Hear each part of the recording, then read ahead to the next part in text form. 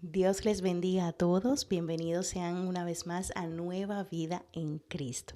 En este lunes 1 de septiembre damos inicio a la semana, damos inicio al mes y damos inicio también a una serie de enseñanzas donde vamos a estar hablando acerca de milagros. Y vamos a estar viendo a través de la palabra cómo cada vez que hay un milagro hay un porqué, que es una necesidad de intervención divina, un porqué que es la fe, ¿verdad? Que es lo que mueve el trono de Dios y provoca los milagros. Hay un dónde, o sea, un lugar, hay un cuándo, que es un momento específico, hay un quién, que es quién será el instrumento de Dios para la realización del milagro, hay un cómo, que es una instrucción que hay que obedecer, y también hay un para qué. Amén. Entonces vemos, hay un por qué, un dónde, un cuándo, un quién, un cómo, un para qué los milagros. Entonces, los milagros son para fe, para que el nombre de Dios sea glorificado, para testimonio de la bondad y el poder de Dios y para propósitos eternos. Amén. Y esto lo vamos a estar viendo a través de las Escrituras. Para esto vamos a estar en el día de hoy tomando la palabra en el segundo libro de Reyes, capítulo 5, versos del 1 al 14, donde habla de cuando el profeta Eliseo sana a Naamán.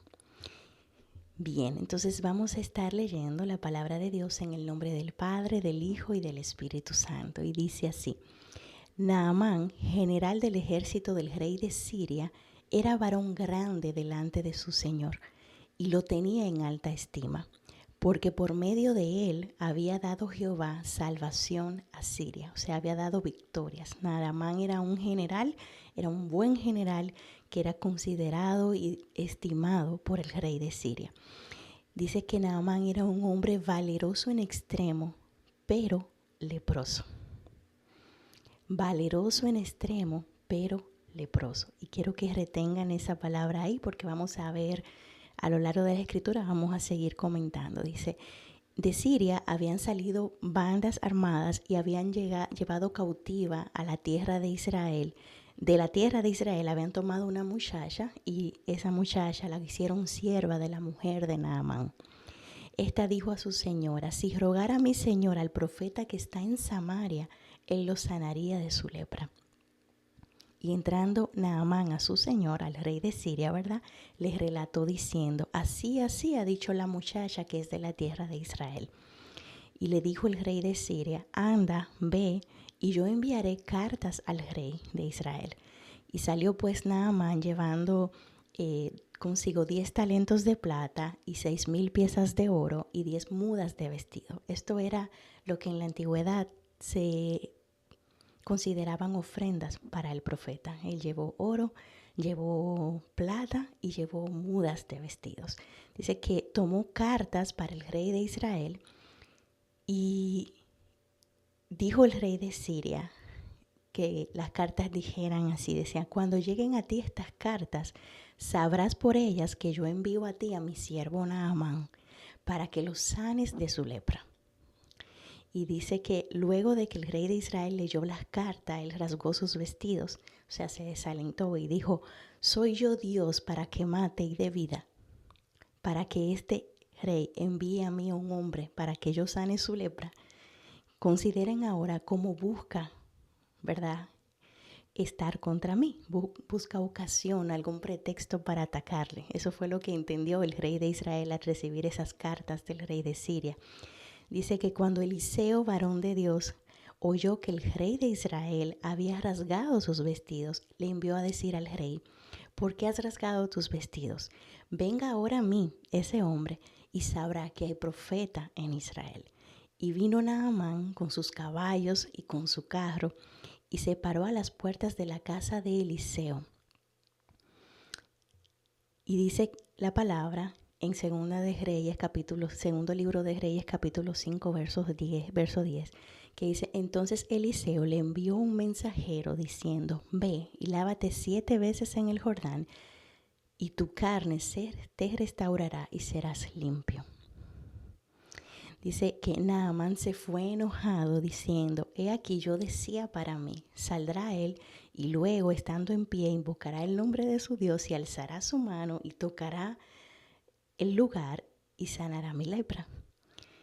Y dice que Habana y Farfar, decía Naamán para sí mismo, Habana y Farfar, ríos de Damasco, ¿no son mejores aguas que las de Israel? Si me lavara en ellos, ¿no sería también limpio? Y se volvió y se fue enojado. Dice, mas sus criados se le acercaron y hablaron diciendo, Padre mío, si el profeta mandara alguna cosa grande, algo difícil, ¿no lo harías? Cuanto más diciéndote, lávate y serás limpio.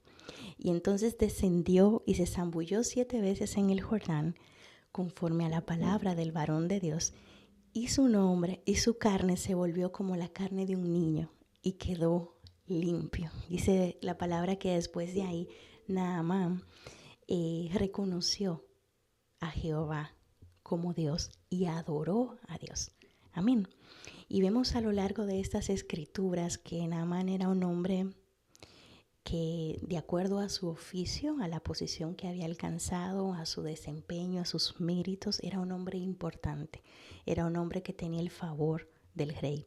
Pero en su interior, yo imagino que debajo de sus vestiduras de general, debajo de su armadura, pues había un mal olor, había enfermedad, había dolor, habían cosas que quizás le avergonzaban.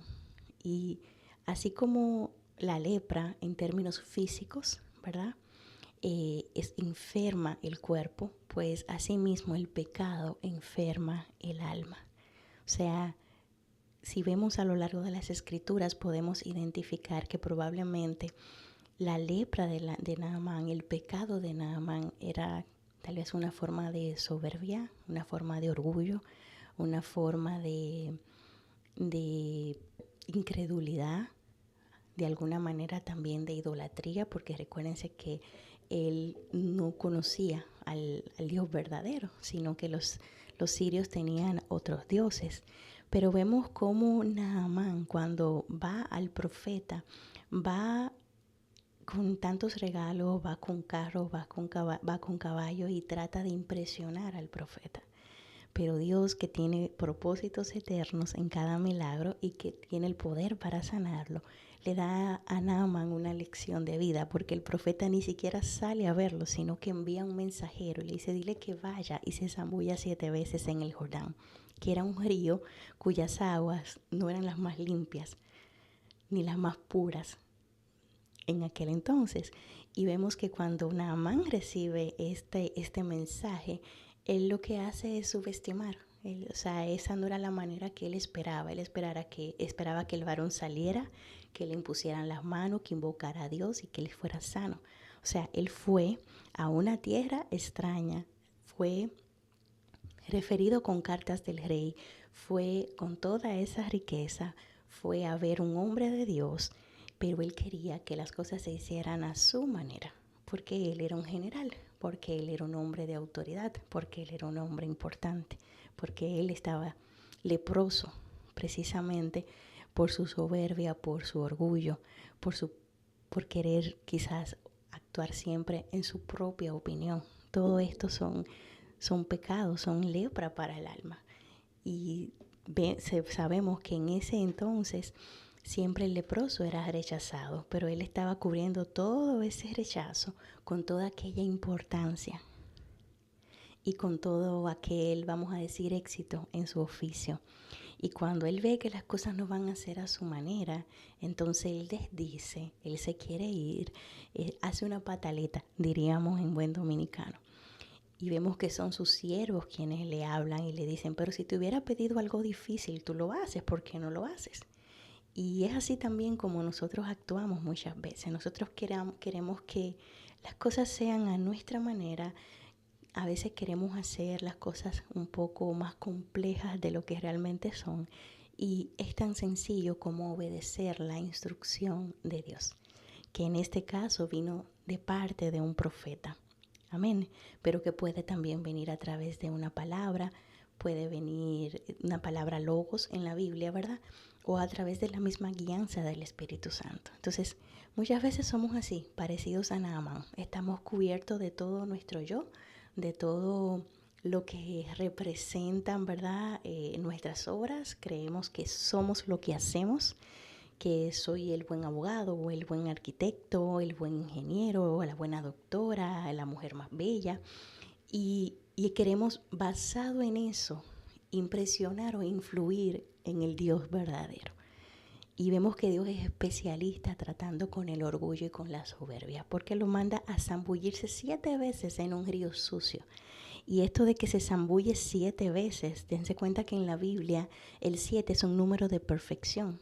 Entonces yo imagino que a medida que él se zambullía una y otra vez, la piel iba cambiando, iba sanándose, pero fue un milagro progresivo. No fue al instante como vemos otros milagros en la palabra, sino que fue un milagro progresivo, porque él tuvo que zambullirse 7 veces. Y yo me imagino las cosas que pasaban por la mente de Naamán cada vez que tenía que zambullirse. Tal vez argumentaba, tal vez dejaba de creer, tal vez sentía dolor, tal vez se despojaba de ideas que tenía, tal vez se sentía humillado. Pero lo cierto es que por cuanto él tuvo una razón para ir, una necesidad de intervención divina, por cuanto él de alguna manera creyó, por cuanto él llegó al lugar y en el momento en que el profeta, ¿verdad?, lo requirió, por cuanto hubo un cómo de Dios, una instrucción dada a través del profeta, y Naamán pudo, con ayuda de sus siervos, obedecer esa instrucción. Entonces él fue sano, y fue sano para memoria, ¿verdad?, porque está en las escrituras, está registrado el día de hoy, cómo el Señor extendió esa gracia hacia él a pesar de la actitud de su corazón, ¿verdad? Y vemos que después de eso, él glorificó a Dios. Amén. Entonces, esto nos enseña que Dios hace las cosas a su manera, no a la nuestra. Y esto nos enseña también que sin importar el pecado que haya en nosotros o la lepra que tengamos, sin importar lo que sea que está afectando nuestro espíritu, nuestra alma, nuestro cuerpo, Dios tiene el poder y Dios quiere sanarnos. Amén. Dios quiere sanarnos, pero el cómo es de Dios. La forma en que Dios va a obrar el milagro, la forma en que Dios va a responder la oración, la forma en que Dios va a obrar en la conversión de nuestra alma, en la transformación de nuestra vida, la forma en que Dios va a obrar en la transformación de esas personas por las que oramos, la forma es de Dios, el cómo es de Dios. Nosotros no lo podemos controlar ni lo podemos predeterminar. Y mientras menos expectativas rígidas, mientras menos ideas preconcebidas, mientras menos esquemas religiosos de cómo van a ser las cosas nosotros tengamos, pues más libertad de obrar va a tener nuestro Dios. Y señores, es que tenemos que dejar a Dios ser Dios. No podemos tener una fe religiosa, no podemos decirle a Dios cómo Él va a hacer las cosas, no podemos esperar que todo sea a nuestra manera, porque Dios tiene 1000 formas de orar. Él obra de manera misteriosa y de hecho muchas veces hay oraciones, hay peticiones, hay milagros en nuestra vida que hemos pedido y estamos esperando que la respuesta se manifieste de una manera, pero hace tiempo que el Señor ya ha obrado y ha traído respuesta, pero lo ha hecho en una forma que nosotros no hemos sido capaces de percibir. Porque cuando a Naamán le dice, zambúllete 7 veces en el río Jordán, eso fue totalmente en contra de sus expectativas. Fue totalmente en contra de lo que él esperaba. Date cuenta que el rey, la autoridad de Naamán, envía carta al rey de Israel para que sane a su siervo. Y el rey de Israel dice, pero ¿quién soy yo para sanar, para dar vida, ¿verdad? Y a veces así estamos nosotros, estamos haciendo nuestra petición, estamos poniendo nuestra fe, nuestra esperanza en un rey, cuando solo Dios puede darnos la respuesta, pero va a ser siempre, siempre a su manera. Dios no es religioso, Dios no es religioso. De hecho, vemos en el Evangelio de Juan 8, versos del 1 al 11, vemos cómo Jesús se place en ir contra toda religión. Vemos ahí habla sobre Jesús y la mujer adúltera. Ahí ocurre un milagro realmente, y el milagro más grande, que es la salvación del alma de esta mujer, porque Naamán fue sano de su lepra. Naamán fue trabajado en su carácter. Naamán adoró a Dios, ¿verdad? Pero dice la palabra que el nombre de Jesús es el único en el cual nosotros podemos hallar salvación. Entonces, esta mujer que vemos en este pasaje de Juan 8, del 1 al 11, alcanzó no solo el perdón de sus pecados, sino que Jesús no la condenó. Jesús no la condenó, sino que ella alcanzó gracia, alcanzó perdón, alcanzó salvación. Vamos a leer a lo largo de este pasaje de Juan 8, versos del 1 al 11. Y dice que Jesús se fue al monte de los olivos y por la mañana regresó al templo y todo el pueblo vino a él y él les enseñaba. Dice, entonces los escribas y los fariseos le trajeron una mujer sorprendida en adulterio y poniéndola en medio le dijeron, maestro, esta mujer ha sido sorprendida en el acto mismo de adulterio. Y en la ley de Moisés nos mandó a prender a tales mujeres. Y le dicen los escribas y los fariseos, que eran los religiosos de aquel tiempo, ¿verdad? Los que creen que se las saben todas, lo que todo tiene que ser a su manera. Ellos le dicen, ¿tú qué dices? Y la palabra dice que ellos decían eso para tentarle a ver qué Jesús decía, si Jesús contradecía la ley, para entonces ellos poder acusar a Jesús. Dice, pero Jesús, inclinado hacia el suelo, escribía en tierra con el dedo. Y dicen algunos estudiosos que lo que él escribía en tierra en ese momento eran los pecados de cada uno de ellos. Y que ellos después insistieron en seguir preguntándole qué hacer con esa mujer. Y él se enderezó y les dijo, el que de ustedes esté sin pecado, sea el primero en arrojar la piedra contra ella. E inclinándose de nuevo hacia el suelo, él seguía escribiendo en la tierra. Y ellos, al oír esto que dijo Jesús, acusados por su conciencia, salían uno a uno, comenzando desde los más viejos hasta los postreros. Y quedó solo Jesús y la mujer que estaba en el centro. Dice que enseñándole Jesús y no viendo a nadie, solamente a la mujer, Jesús le dijo, ¿dónde están los que te acusaban? Porque la religión siempre te acusa.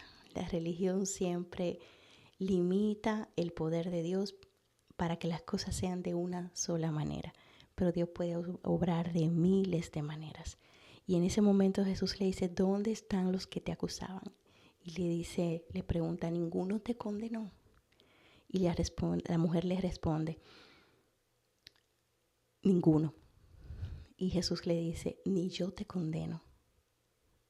Aleluya. Ni yo te condeno. Vete y no peques más. Vete y no peques más. O sea, hay una instrucción. Nada más luego de recibir su milagro, aunque tuvo que ser procesado, aunque fue algo, ¿verdad?, progresivo contra sus expectativas, él adoró a Dios. Pero esta mujer también, Jesús salvó su vida. Jesús salvó su vida, Jesús la salvó de la religión, la salvó de la acusación, la salvó de la culpa, de la vergüenza, del temor que pudo ella estar sintiendo en ese momento. Y al final, él le dijo, yo no te condeno, vete y no peques más.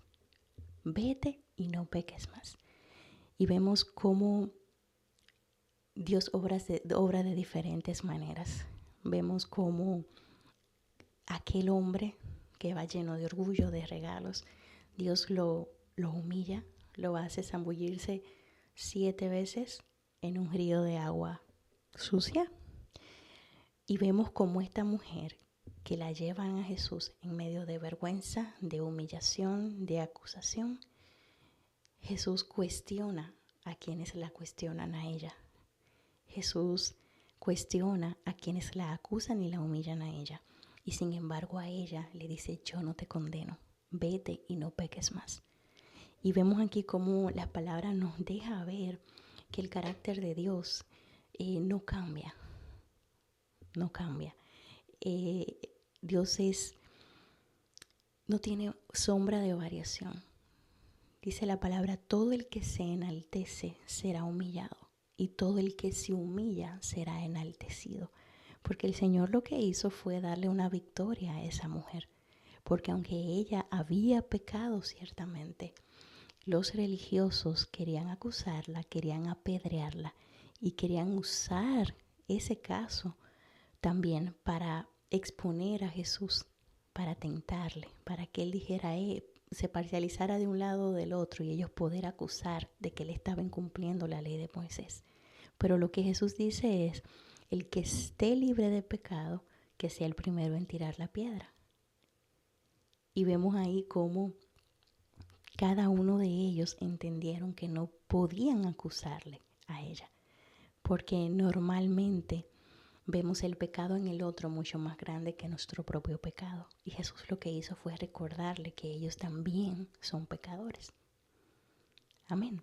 Entonces, vemos en estos milagros, en estos pasajes, cómo la intervención divina obra de diferentes maneras, pero al final hay un objetivo y es que el nombre de Dios sea glorificado. Hay un objetivo que es la salvación. Hay un objetivo que es enseñarnos acerca del carácter de Dios. Y hay un propósito eterno, porque por algo esta palabra está aquí, para que nosotros podamos tener sabiduría y tener entendimiento. Y para que sepamos que cuando nos vamos a acercar a Dios, tenemos que hacerlo con humildad.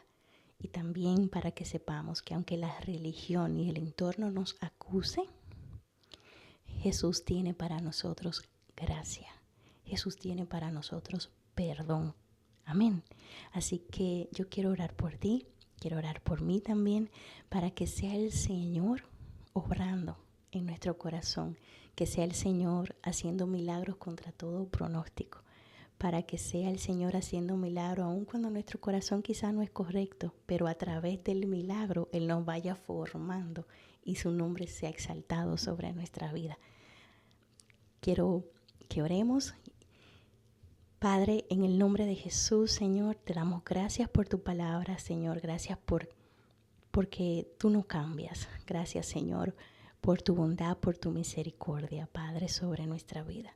Padre, en esta hora te damos permiso, Señor, para que tú obres de manera sobrenatural, para que tú obres, Señor, como solo tú puedes hacerlo, para que tú obres, Señor, sin que sea de la manera como nosotros esperamos, Señor. En esta hora te pedimos, abre nuestros ojos, Señor, para ver las respuestas a las oraciones, para ver los milagros, Señor, que ya tú has dado a nuestra vida, Señor. Abre nuestros ojos, Señor. Te pedimos, Señor, que limpies nuestro pecado, que sanes nuestra lepra, que traigas arrepentimiento, que traigas, Señor, sanidad, libertad a nuestra vida, que obres como solo tú lo puedes hacer, Señor. Te pedimos que nos defiendas, Señor, que seas nuestro abogado. Te pedimos, Señor, que nos des un corazón agradable a ti y que nos defiendas, Señor. Que así como dijiste a esa mujer, ni yo te condeno, vete y no peques más. Así mismo, Señor, seas tú con nosotros, Padre. Te pedimos perdón. Te pedimos, Señor, que nos cubras con tu gracia. Te bendecimos y te damos gracias, Señor, por lo que has hecho, por lo que estás haciendo y por lo que harás. En el nombre de Jesús. Amén y amén.